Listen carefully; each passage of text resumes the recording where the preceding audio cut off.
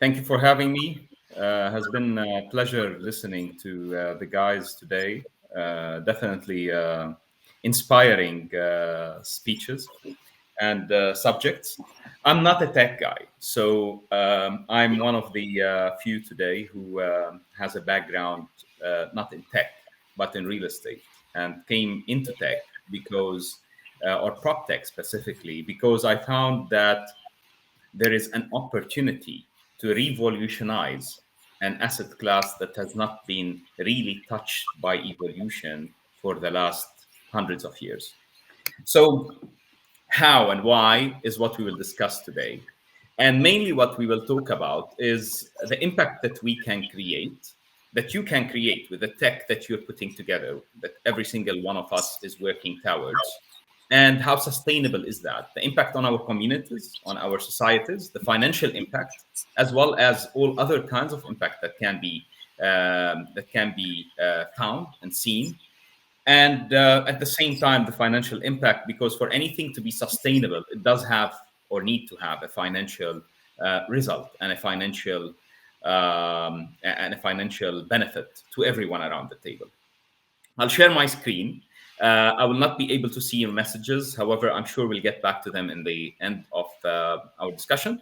And I look forward to intrigue you. So first, I want to start by thanking every single person um, who's in tech, who's working to tokenize asset classes, and who's working towards tokenizing real estate specifically.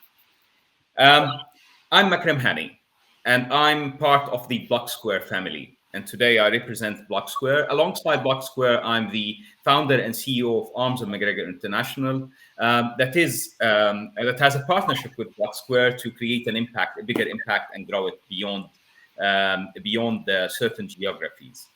Um, what do we do at Blocksquare? At Blocksquare, our target, our mission is to empower businesses and individuals, stakeholders in the real estate industry, to sustainably impact households and communities. At the same time, grow a financial benefit, an economy of scale around an asset class that is already huge. It's a $600 trillion asset class. Some would argue it's 300 trillion, but that depends on bust or boom. So to impact real estate and change real estate in our eyes, how we transact it, how we buy it, how we sell it. So what we provide is a white label platform. It's a SaaS model, very easy to access and to integrate, and very easy to start having a marketplace that you run with your brand. To run you very briefly through the company, I will tell you it's three founders with backgrounds in business, product development, tech, legal, sales. And obviously, you put them together with enthusiasm to real estate and blockchain and all blockchain related technology, specifically tokenization. You'll get out with a brilliant platform. What we have that differs from what others are offering today is something that we will discuss today as well, because that ability of ours to again empower companies and individuals is major and is important to us. Today we'll approach it, as we said, from a side of impact and sustainability, and we will discuss how does tokenizing real estate, or real estate 6.0 in general, and tokenizing is an element of real estate 6.0. And I'll tell you now what is real estate 6.0 for people who don't know it. How does it impact the sustainable development goals? And that's inspired, by the way, by Expo 2020, which Dubai hosts, and thanks God is running in a great way. So when we partnered together, Blocksquare and Arms of McGregor, when we partnered together, the thought for me was the following. There is no logic that asset classes that are much more complex, similar to companies like Alphabet, like Beta, can be sold overnight in a portion of a second, can be transacted very easily, and simply can be valued properly with proper metrics that are standardized worldwide. While a simpler asset class to run, a simpler asset class to transact, a simpler asset class to understand, and an asset class that impacts every single one of us. No one does not have a relationship and interaction with real estate.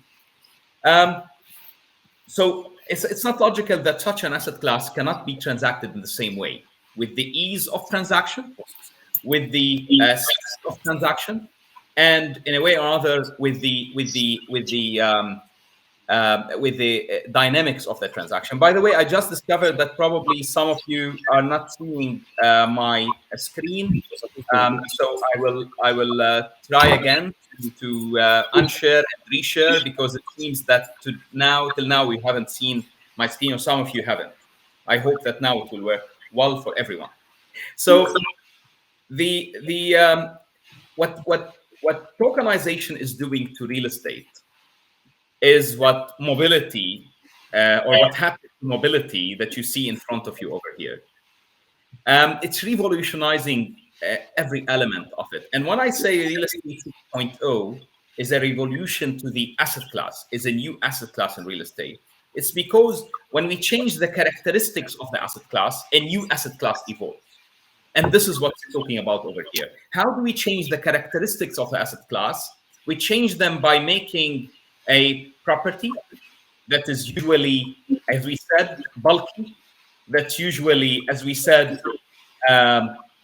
difficult to transact, making it liquid, making it easy to transact, making it a perfect asset. And here we see the benefits of tokenizing real estate. And now we talk about currently there's pros and cons of the asset class real estate.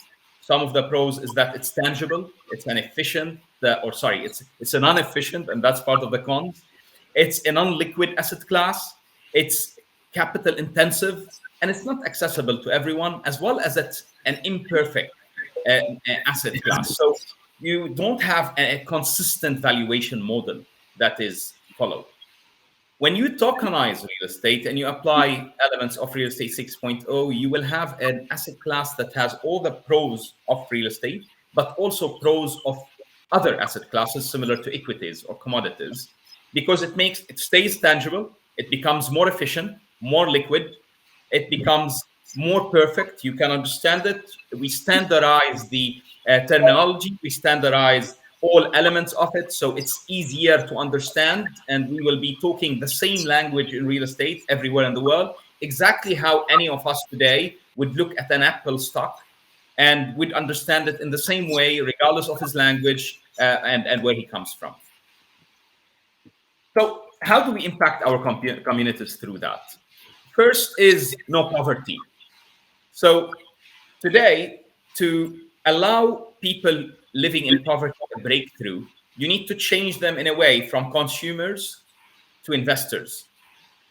You need to change them from tenants to landlords in our language for real estate people and for real estate professionals. How do we do that?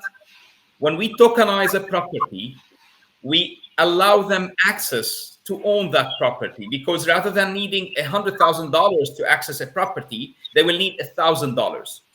They will need $500. So anyone with an income of $200 in a poor country or a poor city or a poor village can have access to real estate, can become a partial owner of his house or beyond, and can grow this without needing excessive amount of money. What this does is, first, it allows people the privilege of ownership.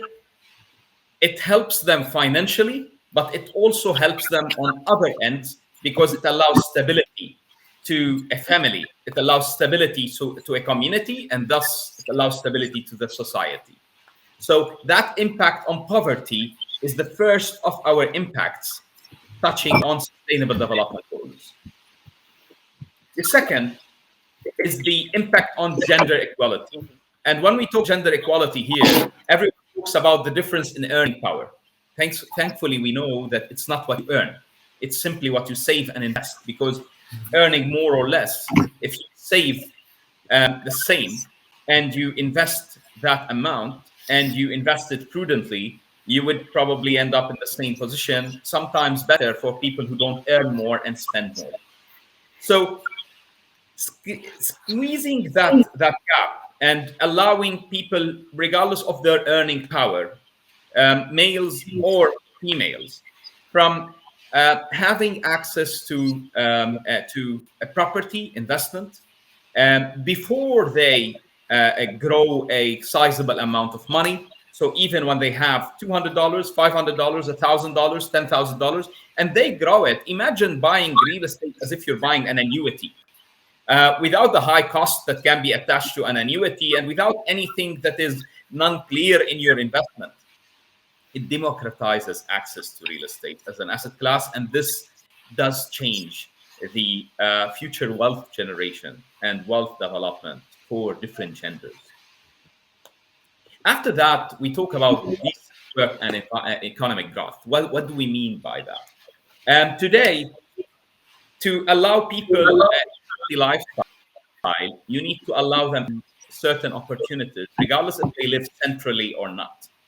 Now, the minute that you allow investing to become a communal act, community deterioration will reduce. What do we mean by that? Rather than having communities emerge full of rallying towards cities, you will allow fundamentals for communities to be able to develop and grow in work environments that are healthier, in work environments that are less crowded.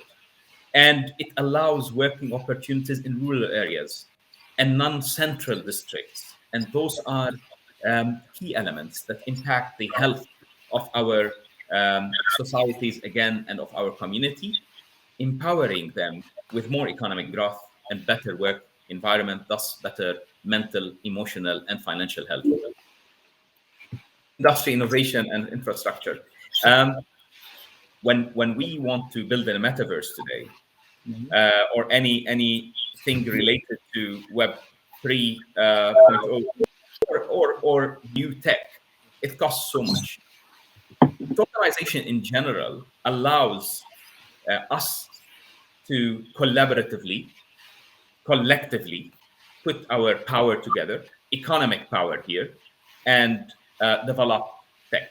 Imagine that same thing can allow us to develop innovations all around in different sectors, from education to medcare, real estate related, and real estate regularly is the highest cost in some of those industries. Imagine that we can collaboratively, similar to how we put our hands together now, we crowdfund or we sell tokens to raise funding for a tech project. Imagine that we can do the same to build a bridge, to have a school built, owned, and community run.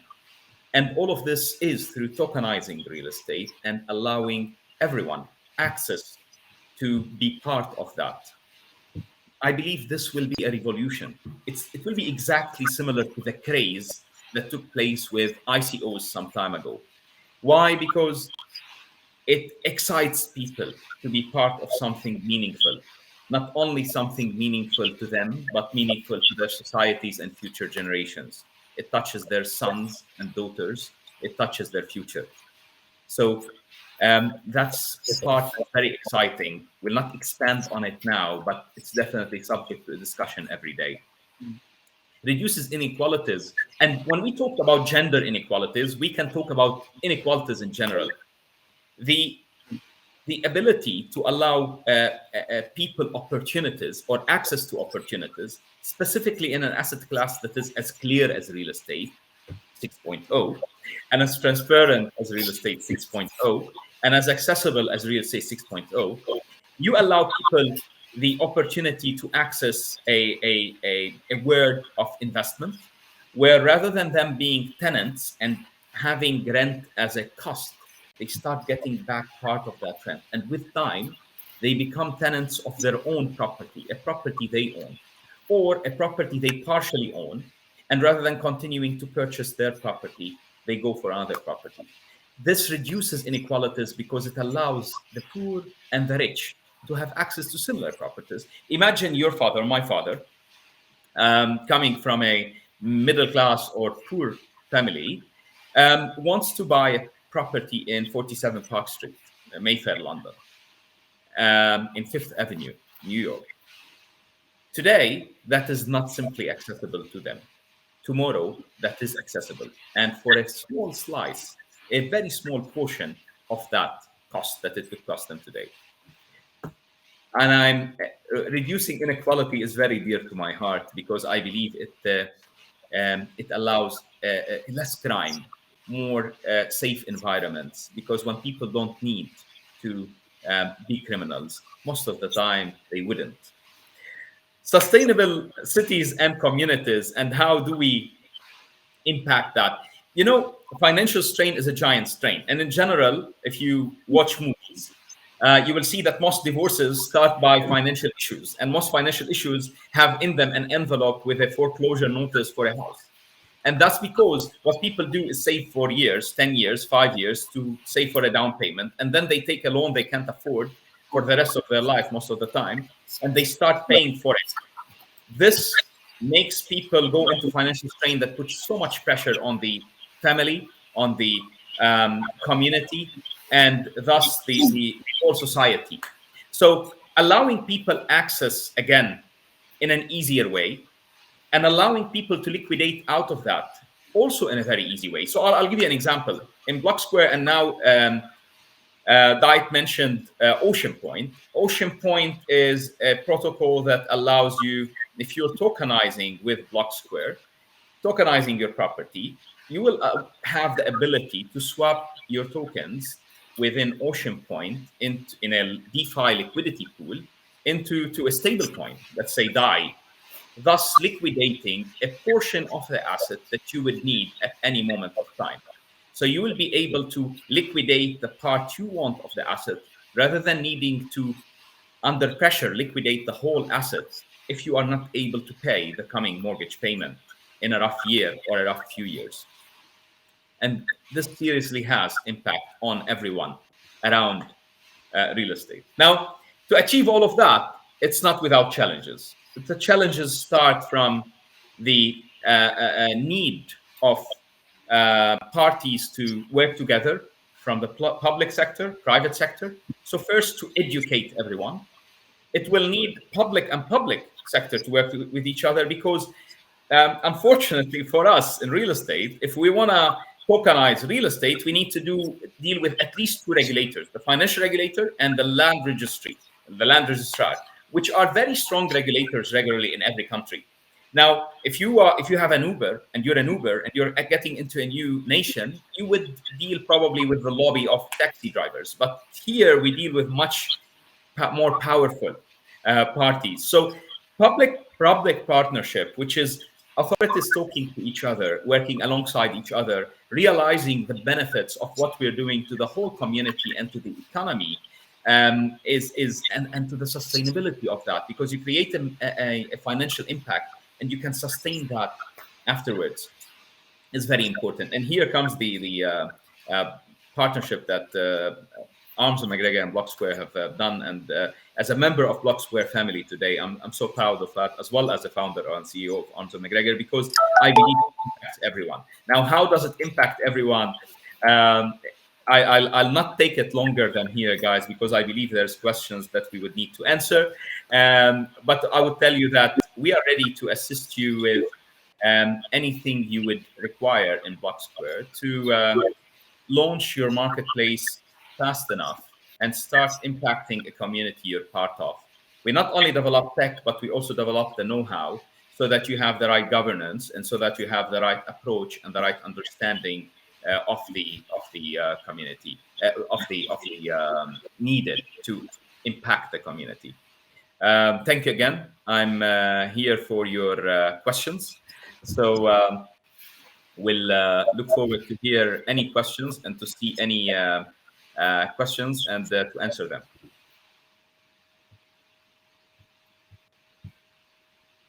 Hey Makram, this is DK. Good to work with you on Ocean Point.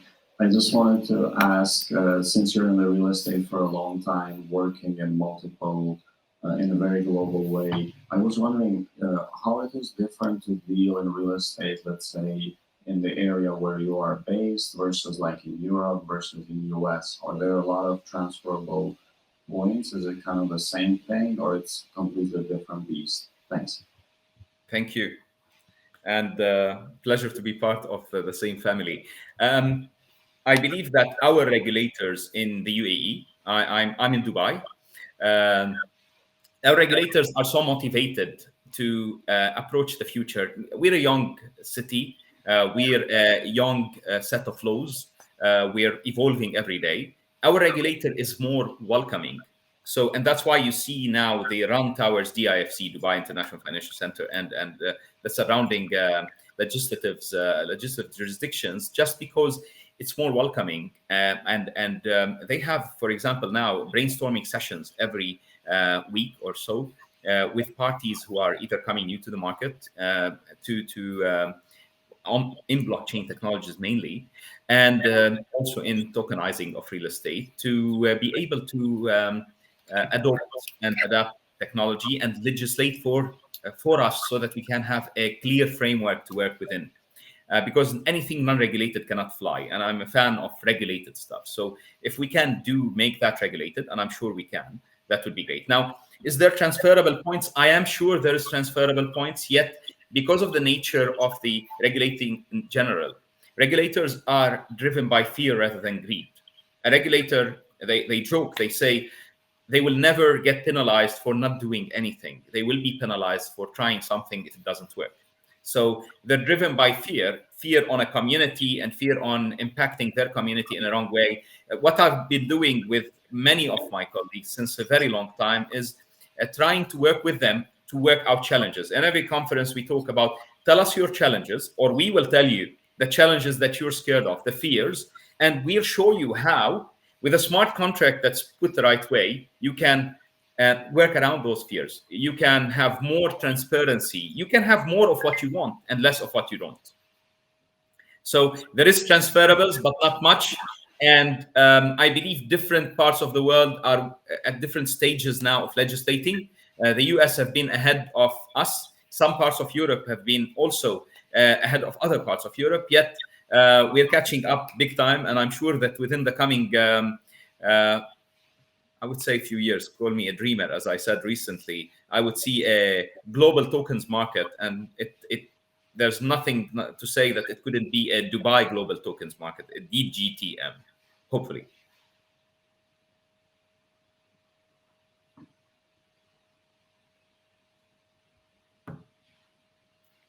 Any other questions? I'm sorry, I can't see the questions. So if there is any questions, please feel free to throw them at me because I'm not seeing them. So hopefully I can hear them.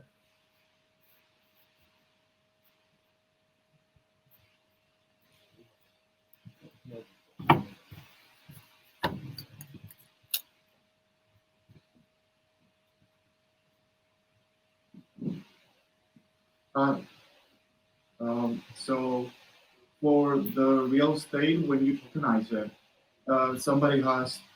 Oh, can you hear me? I'm hearing you. Yes. Oh, sorry. For the real estate, once you tokenize it, I'm guessing like the token owners get part of the reward of the, I don't know, renting the building. So how do you decide which company is taking care of bringing the money in, for example, from the renters?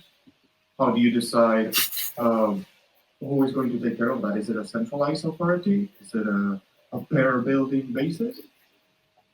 Okay, thank you for your question. Amazing question. So I'll simplify things. Exactly how we do today in a real estate situation where me and you are partners in a property. We regularly have a property management company that has standards that it runs by, has bodies that it reports to, reports the transactions, and it's audited. And then this is distributed to you and me through a central system. We can have the same done through a non-centralized system. So the idea is that the fundamentals of the industry stay the same. It's still the tangible asset, and your ownership of a token represents an ownership in that standard asset, in that tokenized asset, in the underlying tangible asset. And it will be run by a management company, which currently needs to be centralized, yet the operations can be decentralized. The back end of that can be decentralized. And then distributions can start centralized and end decentralized. So there is that link between on-chain and off-chain in the operations on ground. Yeah, that it looks like every step of the way looks like a lot of effort. So good luck. Thank you. Thank you. Thank you, Trish, for your comment. I believe that everything should have two sides. Yeah, the human side, because all tech is not a fancy thing that's made for tech. Tech is there to empower all of us and to help us all become better human beings and live better lives. So that's why and at blockchain, we do believe in that. Blocksquare, we do believe in that. At Blocksquare, we do believe that blockchain should revolutionize everything in our lives. And it's not an end result. It's a tool to an end result that's much greater. Is there any other questions you would like to answer? We still have 3 minutes, I believe.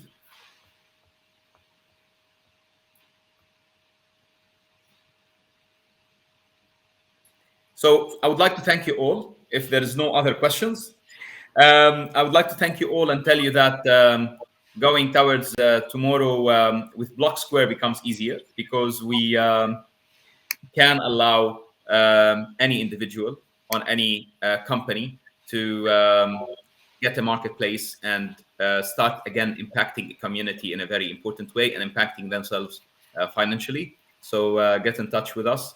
Thank you, BlockTalk. Thank you, Artem. Thank you for the whole team. I believe that today's talks have been, as I said, inspiring in the beginning. If there's any other questions for me, otherwise I'll leave the stage to other speakers.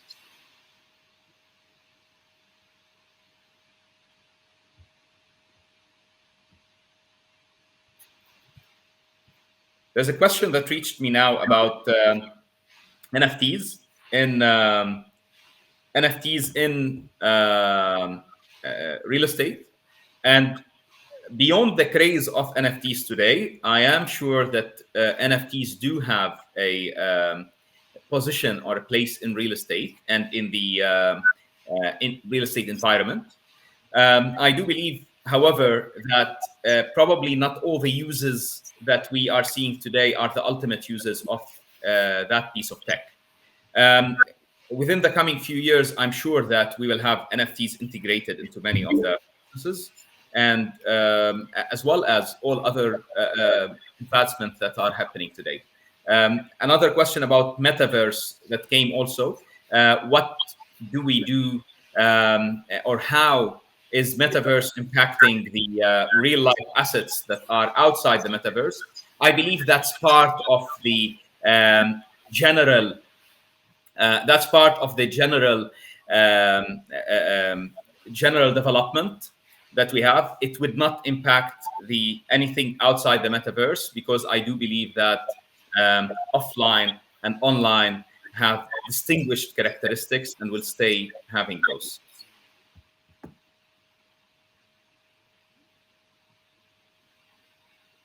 So we have Rakesh here saying, I think real estate board should authorize tokens for property owners so that they can sell real estate on blockchain.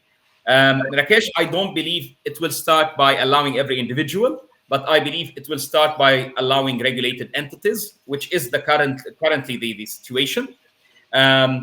So allowing those entities to be able to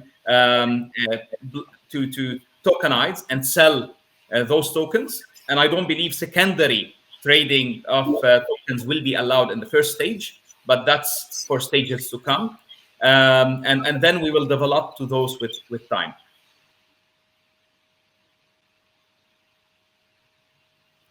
How do you vision? Sorry, guys, I'm not able to read all, but I'm reading as much as possible. How do you vision the right of living in a property you own only a fraction of? You're a tenant. So Imagine you manage a company and you're also a partner in the company. Those are two distinct approaches to that entity.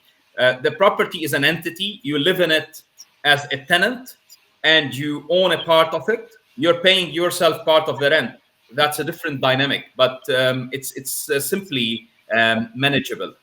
Tell us what the economy of metaverse would look like. Economy of metaverse. Look, I'm not versed in metaverse, but I would tell you the following.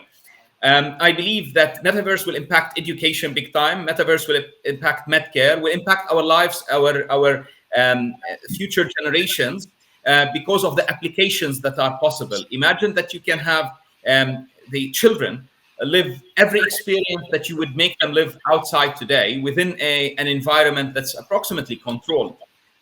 So I believe there's so much opportunity there. What the economy would look like, I believe that it will be similar to real life economy today, but it will be translated in the digital world. And I believe we're there. We're very near.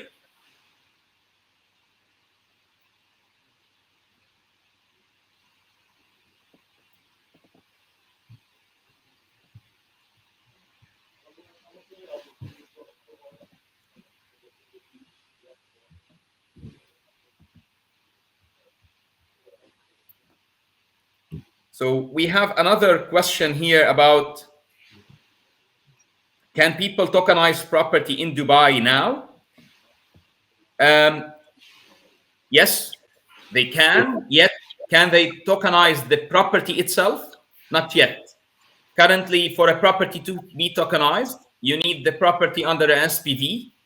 And then after having the property under an SPV, you will be tokenizing the financial rights behind it.